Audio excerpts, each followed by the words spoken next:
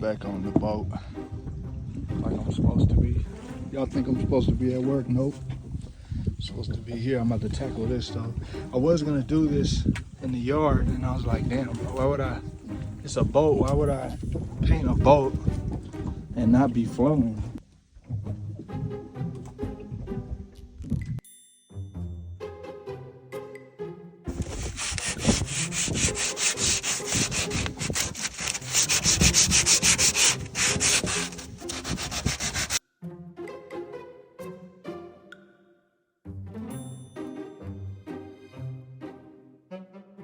I'm gonna be honest. This is probably the ugliest thing I ever seen in my life. It looks worse than the plywood.